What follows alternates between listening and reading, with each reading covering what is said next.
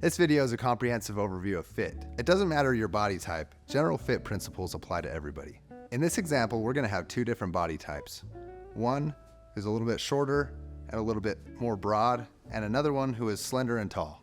We're gonna work from head to toe, and we're gonna talk about everything that you should look for if you're purchasing a suit for yourself, whether with us or with anybody else. Here we have Ikani, who's a little bit shorter and more broad, and here we have tall and slender Connor. We're gonna talk about their fit from their collar down to their waist on their jacket, and then we'll talk about the fit of their pants from their waist down. So first we're gonna start with the collar at the top of the neck. And so we're gonna have them turn around, both of them. We're gonna work from the top here. So if you see, they're both wearing the same suit. It's an off-the-rack suit. It's not made for them. So we're gonna talk about the things that we notice here. So Ikani has a little bit of a collar roll. That means that his collar has a little excess fabric right here. That's not good. We don't want that. We want this to be nice and smooth and flat like that. So that's something that we can take care of in our shop. Okay, so with Connor here, we have mimicked what would be a collar gap. That's also not good. You want the collar to sit nice and flush against the base of the neck and have no collar roll in the back. So working down from the top, from the collar, now we're gonna go to the shoulders. What you want to have is you wanna have the shoulders have a nice plane a nice transition from the top plane down the sleeve. If you see Ikani, he has a little bit of a divot here. That means that his deltoids are showing a little bit outside his sleeve. So typically we would probably increase his shoulders just a little bit so that they would fall and transition nicely from here. Yeah, and on Connor on this side, he has a nice transition. If you hang your sleeves by your side, Connor, thanks. It's nice and clean here, and it falls nice here. If you turn around, you can see Connor all the way around. You can see Connor has a nice clean sleeve. If you turn around with Ikani, all the way around, he's got a little bit of a dimple right here. So we're gonna be looking for things like that. When you're purchasing a suit, you wanna make sure that you have this nice transition from the top of your shoulder down your sleeve. The next part of the body, working from the top to the bottom, is the armhole. If you have a raised armhole, it'll give you more mobility. If you have a lower armhole, it'll give you less mobility. So if you look at Ikani here, he's got somewhat of a raised armhole for his size. When he lifts his jacket, he can lift his jacket all the way to here before it starts to pull on his stomach. Whereas if you bring Connor in here, if Connor starts to, his armhole is a little bit lower on this jacket. If he starts to raise it, it already is pulling when he gets only this high. The next thing we'll talk about is the pitch of the sleeve. If you look at Ikani's, it's nice and balanced here. If he were to have backward sleeves, you'd get some wrinkling here, or forward sleeves, you'd get wrinkling here. This is just your natural posture, and that's something that we can adjust for in our shop. So now that we've talked about the collar and the shoulders, we're gonna talk about the chest. And if you look at Ikani, he has a nice flush chest here. The lapel is not gaping off the side here. There's not a full gap here. What we'll have him do is we're gonna mimic what it would look like if he did have a lapel flare. Put your shoulders back. So you see here, this is called a lapel flare or a gap, and it makes it, if you see this on your jacket, you're not gonna like that. You want the lapel to lay nicely on your chest. Yeah, so the most common cause of a chest flare is that your chest is a little bit too small. So either you need to go up a size, or you can work with someone like us who can adjust for that based on your posture. So the next thing we'll talk about after the chest is the stomach. This is somewhat preference, but there are some principles that do apply to everybody, and that is the balance of your jacket from front to back in the waist. If there's a lot of excess fabric in the back and nothing in the front, or a lot in the front and nothing in the back, that would be a poor fit. In general, most people like to be able to grab about 3 fingers, put it in their coat like this. That would be your most common middle of the road fit. Others like 2, others like to be able to put their whole fist in there.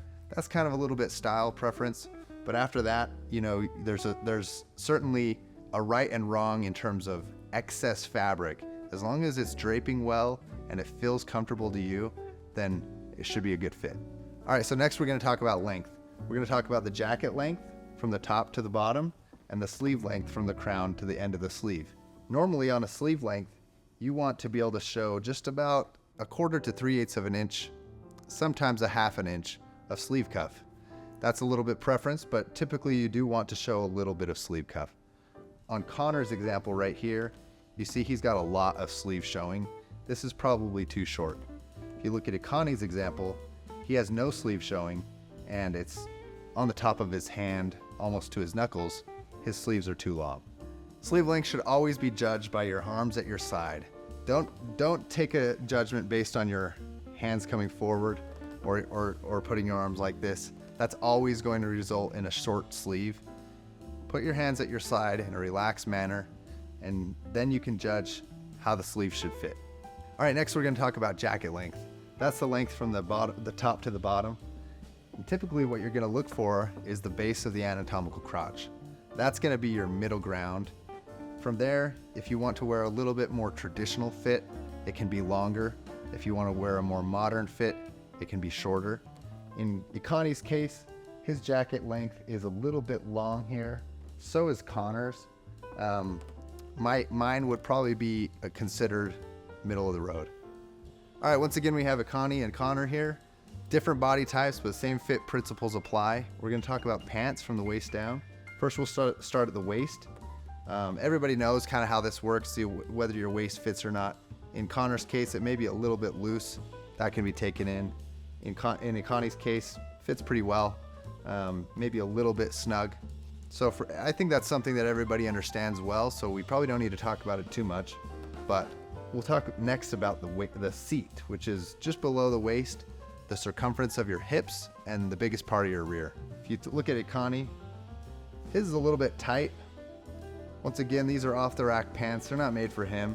So his is a little bit tight, and you get this tension here, which causes a little bit of tension right here. You see how his pockets gape open. And if you see from the front, he gets a little bit of these elephant ears, which you don't want. You want these pockets to lay as flat as possible. In Connor's case, his seat fits pretty well. Might be a little bit loose, but and it could be taken in just a little bit, but overall it's fitting pretty well, and his pockets are laying nicely. Okay, next we're going to talk about the crotch and the rise. Both can be used kind of interchangeably. The rise is the distance from the top of the waistband to the base of your crotch, and the total crotch is all the way around to the back. In Connie's case, he's got a little bit of excess right here in the front crotch, and that's something that you'll want to look for. You don't want to have this buckling right underneath the waistband. In Connor's case, he doesn't have any of that, and generally you'll want to answer the question yourself whether there's enough room in between your legs. If you can comfortably move mobily, that's going to answer the question of whether the crotch fits you well. This also relates to how high you wear your pants. Sometimes people like to wear them even waist high in a more traditional fit with suspenders, and then other people like to wear them very low waisted. And so those are considerations to think about when you're purchasing your pants. And then also, if we want to talk about crotch, another thing you can consider is whether or not it's riding up your rear. That can also be a good sign of whether your crotch is too tight or not. The next thing we'll talk about is the taper as a whole. This generally starts at your thigh, works down your knee, and all the way to your ankle. This is a little bit more preference than anything else. Most pants have some flexibility in the seams to work in or out. If you want a more full pant, then you'll obviously want it to be a little bit looser, all the way down, similar to a straight cut, a slim cut, or a boot cut pant that you would see in like jeans in the off-the-rack situation. So the next thing we'll talk about is taper from the thigh all the way down to the ankle. This is a little bit more customer preference and something that you'll have to answer for yourself. How full you like the pant to lay down your leg. Similar to like a straight cut, a slim cut, or a boot cut, or a skinny jean that you would buy in an off-the-rack setting. Most pants have quite a bit of flexibility to adjust how you like that to fit based on your own preference. All right, so next we're going to talk about pant length. If you look at Connor here from the side, what we're going to be looking for is the outseam length, which is the top of the waistband to the bottom of the pant. And that is going to be a somewhat preference as well. There's a few general terms that you would want to know. The first one would be full break, then half break, then quarter break, then no break. In Connor's case here, he's probably got what I would consider a half break. In Connie's case here, he's got a full break, maybe even more than that, a little bit too long. Once again, these pants aren't made for him. Okay, so once again, Connor has what I would consider a half break, where you see this dimple in his pant right here at the base. And if he were to hike his pants up a little bit, that would be more of like a quarter break right there. And then if he wanted a no break pant, which would sometimes most commonly show some sock, that would be like this, where you would typically go a little bit slimmer. Okay, so in Connie's case here, he's probably got even more than a full break. He's got quite a bit of bunching here. We would typically take this up. Even if he wanted a full break, we would probably go up to 2 inches shorter, and he can still have a full break. But for a typical fit, we would probably be looking for something like that. As you can see, we worked with 2 different body types today, and we talked about the fundamentals that apply to both. There are some aspects that are preference, but for the basics, everything still applies. You have to have a well-fitting collar, well-fitting shoulders, good-fitting chest and armhole, well-fitting waist, and a good lengths on both your sleeve and your jacket. If you ever have questions with fit, whether shopping with us or anybody else, we can talk you through all the alterations and the important fit aspects that you need to know to make sure that you look your best. Next time you're in the market for a suit, reach out to one of us or any of our retailers. We'll get you taken care of in a way that makes you feel your best.